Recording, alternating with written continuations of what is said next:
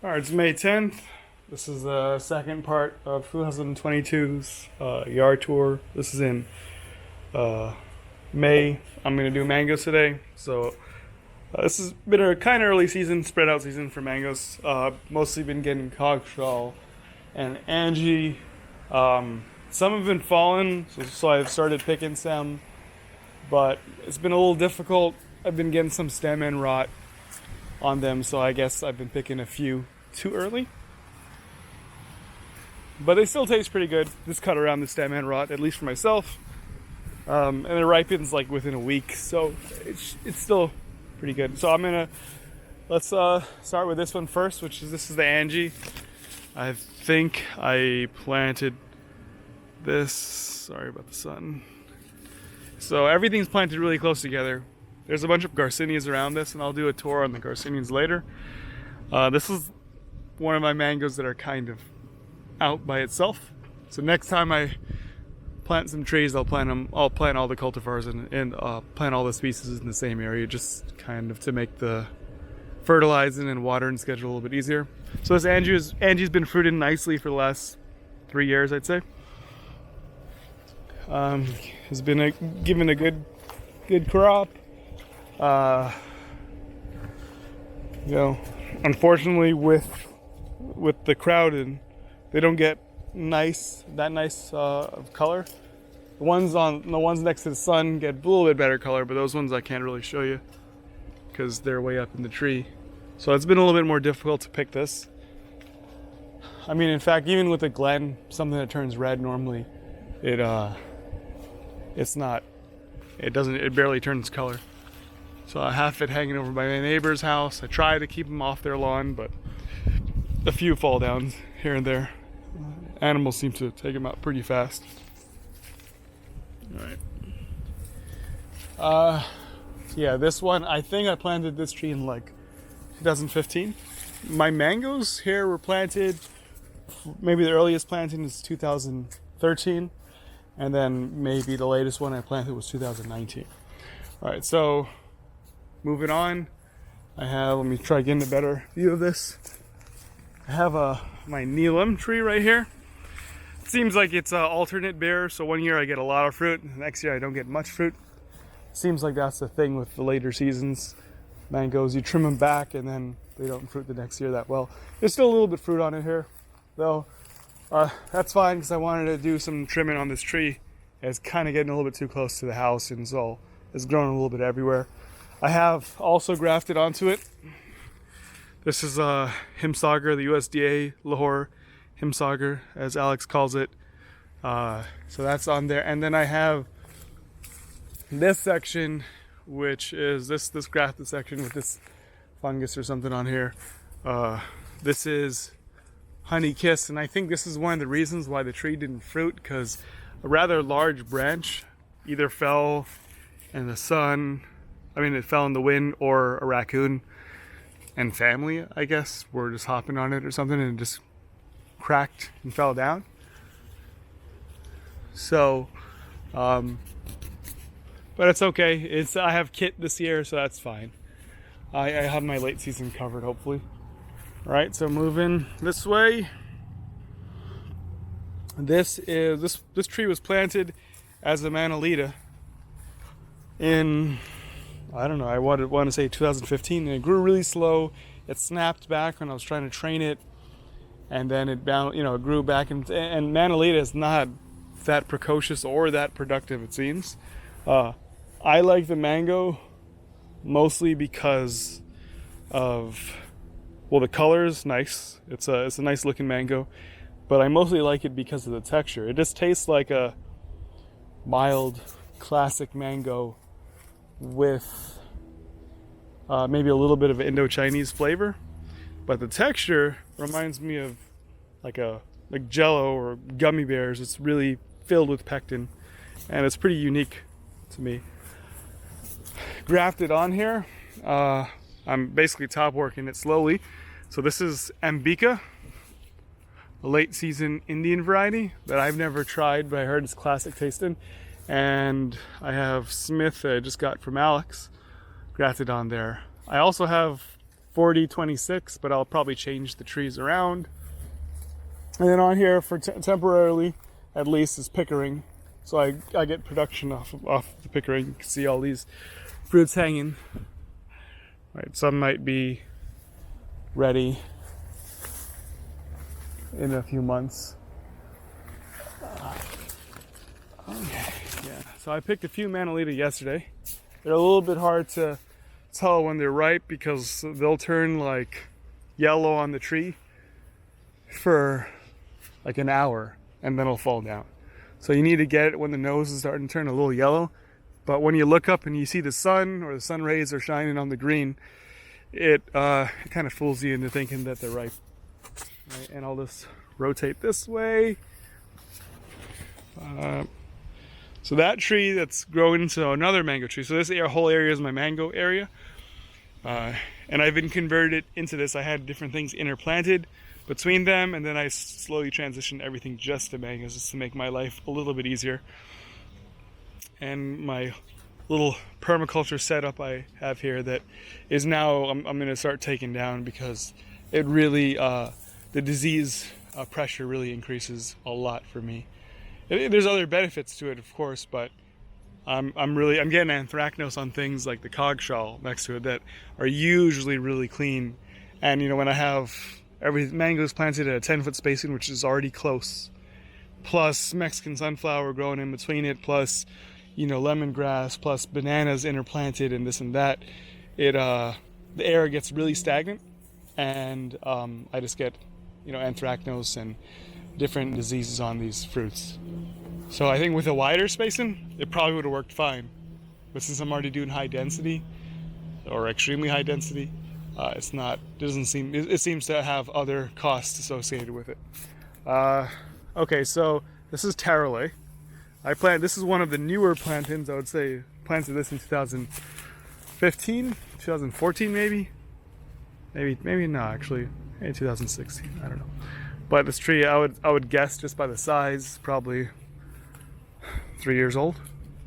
And onto it I grafted Buttercream, and I have a prop stick on there from my peach because I had 2 fruits on it, but they were early season fruits. And they didn't look that well, and I picked it and they didn't taste that well. They're kind of picked a little bit too early, but they looked like they were gonna fall off. So I just picked it, and I wanted the tree just to bounce. Back, I added Sturrock to the other side. I just got some budwood from Alex this year. So I heard nice things about that mango. Right, next mango right down north of it is Coggshall. This is one of the first plantains I have. I bought it as a rosy gold. I didn't want to plant a Coggshall. Out of all the trees that I want to top work in this yard, it's the Coggshall. I don't care for the texture much. It's really soft. Picking it is easy. It's a nice pretty mango. Generally disease resistant, but the flavor is all right. You know, certainly better than nothing, and certainly better than like the normal, you know, stringy mangoes you would get wild around Florida. But you know, it's just a Coggshall. So this one tends to get dehydrated. And this one tends to get, you know, I'll give this away to neighbors or whoever wants some mangoes or whoever wants some green mangoes they could take from this tree. But you know, it's nice. It's a classic mango flavor. But for me, when you have, I don't know, Angie, like for early season, this quite doesn't do it. So I'm thinking, I tried top working it a little bit last year. Those attempts failed, so I might try top working it again. I'm thinking, since I already have the 4026, I might just put it on this tree. Right. All right, turn in south of that one. We'll make a little loop in this backyard.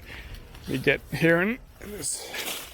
All right, so this one is a fruit punch. Fruit punch, I would say this one's probably 4 years old or even a little bit older.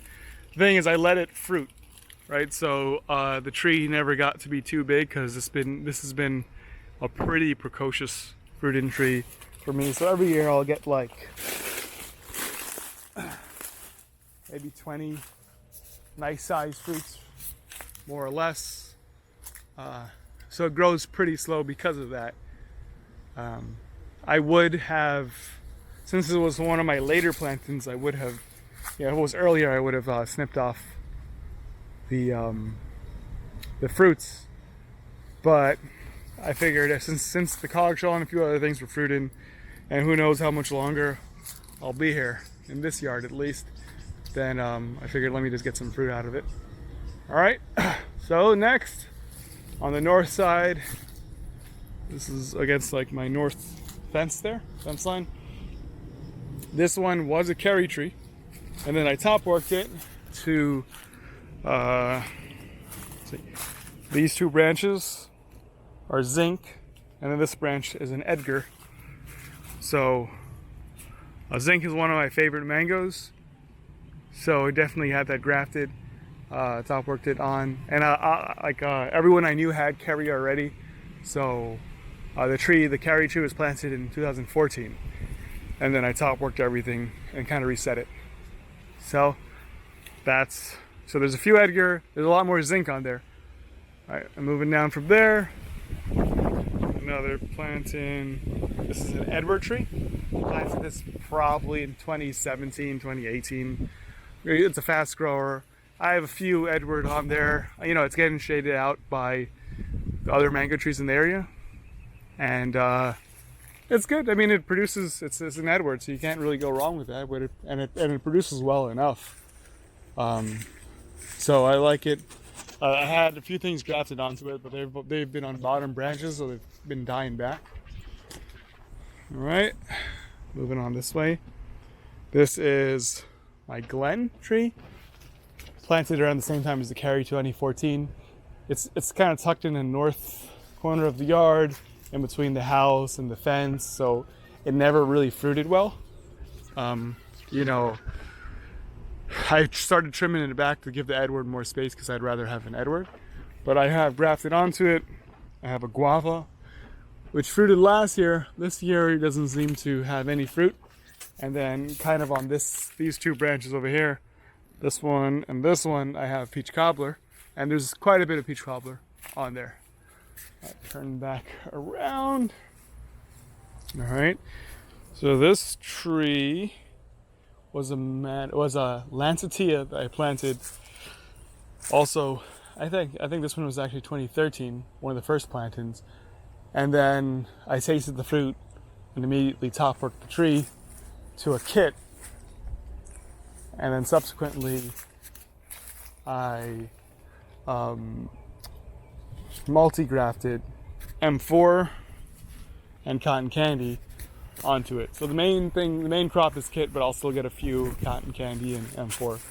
So you can see this cotton candy fruit. Let me get a better shot of it so the sun's not there. That's cotton candy. It's starting to color up a little bit, so that's nice. But hopefully it's months out from that. And then here's an M4.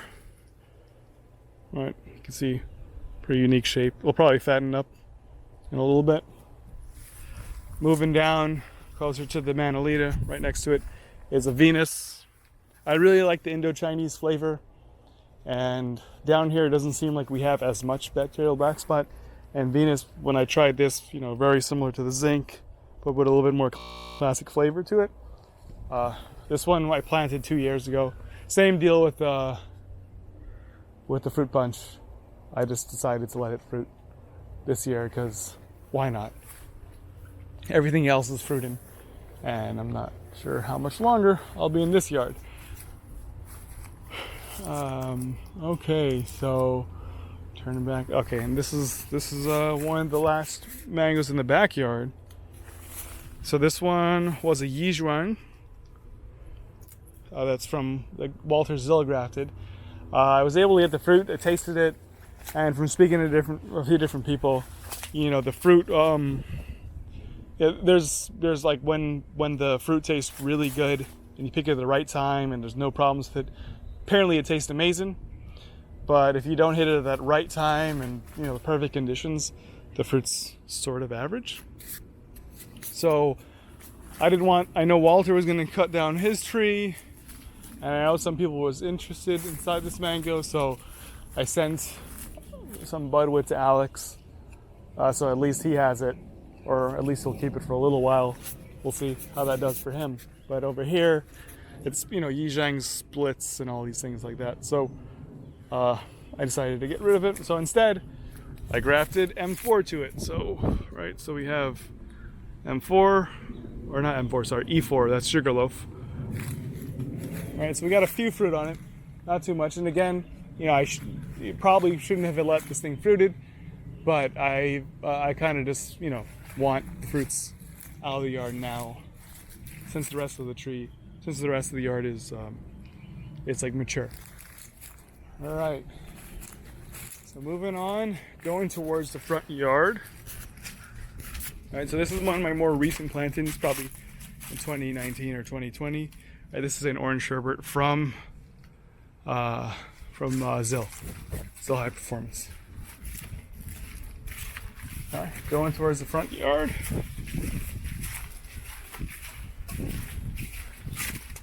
Okay, this tree here was a Valencia Pride, but then as I started getting more into the fruit forums, you know, and my dad has 2 Valencias planted in his front yard.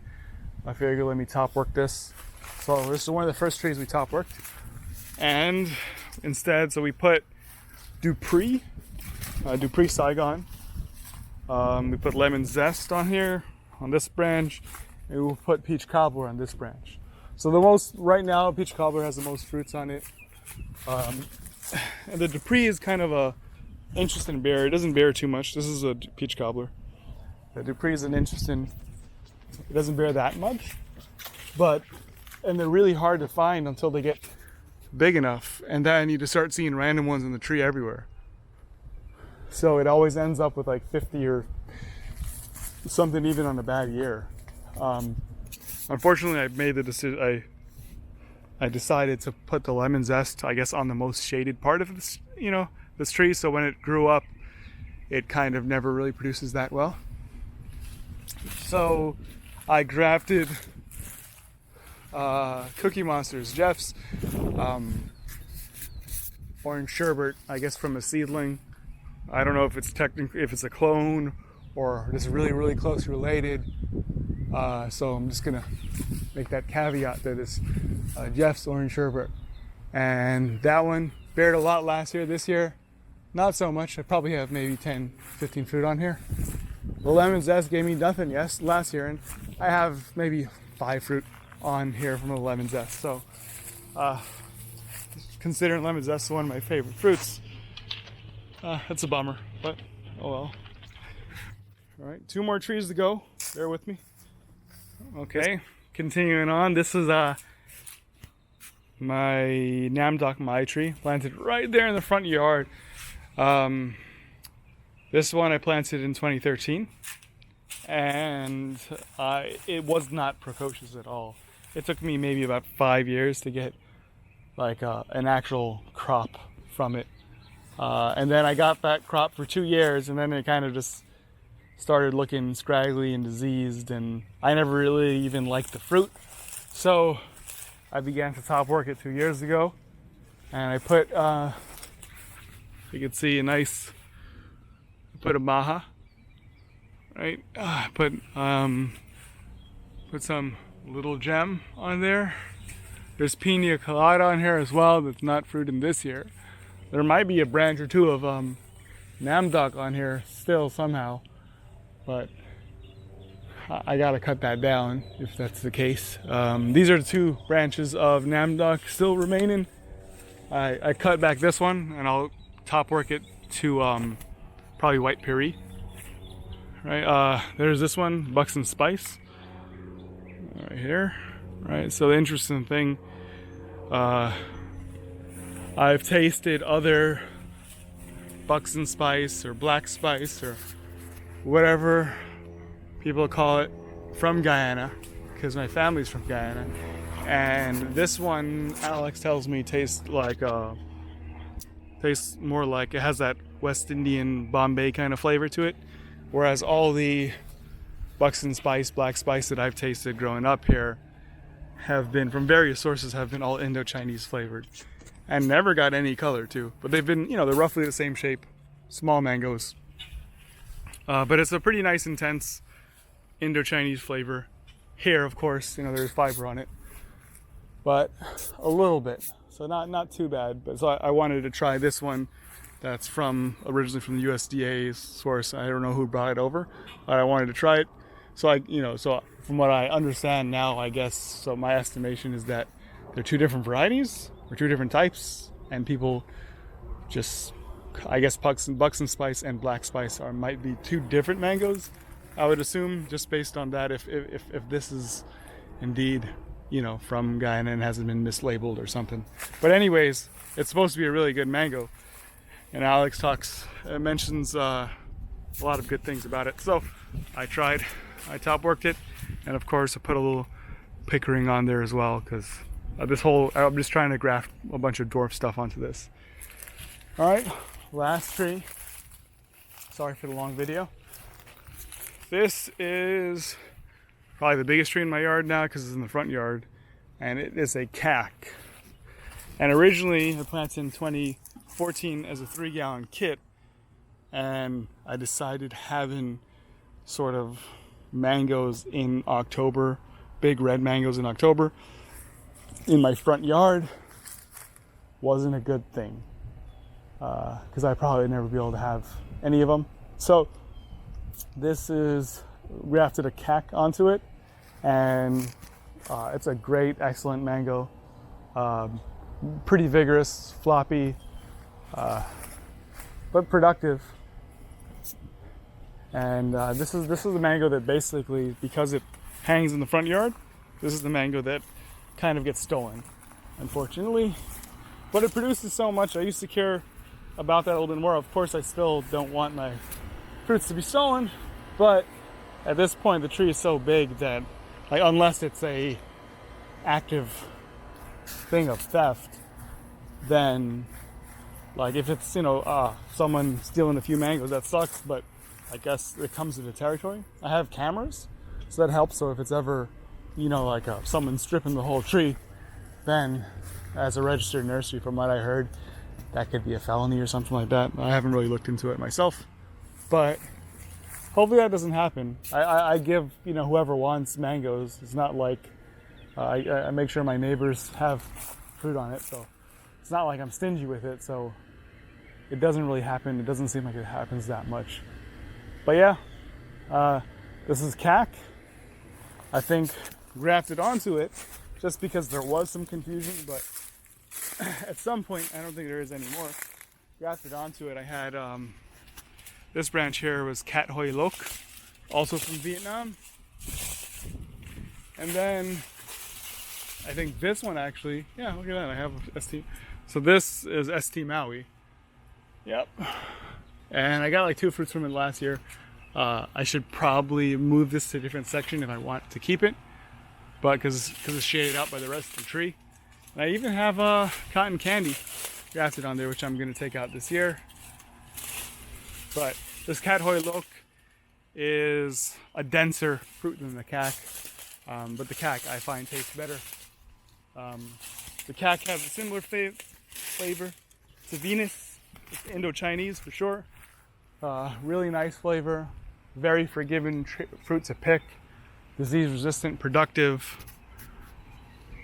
The only drawback I would say about it is that the tree is really vigorous and kind of floppy. Not as bad as coconut cream, but still pretty floppy, so you have to trim it back a good amount. And then the flavor, I would say that this is a great mango, but not necessarily an excellent mango, where I would rate Zinc as an excellent mango on its like good days. Which the early season crop isn't that great, but that's the same thing for most mango trees. Okay. Got one Namdok, and this is kind of how they all end up looking here. They all end up looking smaller, sort of weird looking. Right. So, and that's it. That's 15. Well, actually, I have one more thing to show. Let's say, I think that dam duck up there is probably ready. Sorry, one more thing to show. back of the backyard. So these are all, those what I showed you are all my, or pretty much all my grafted trees. This is a lemon zest on the floor. Looks like it fell off prematurely.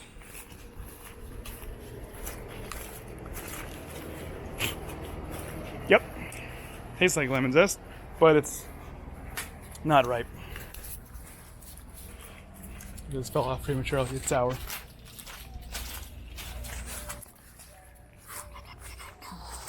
Okay, going back here, I have this canal bank here that I guess this is an easement. I have to mow it, but it's not technically my land, so I planted some seedlings here.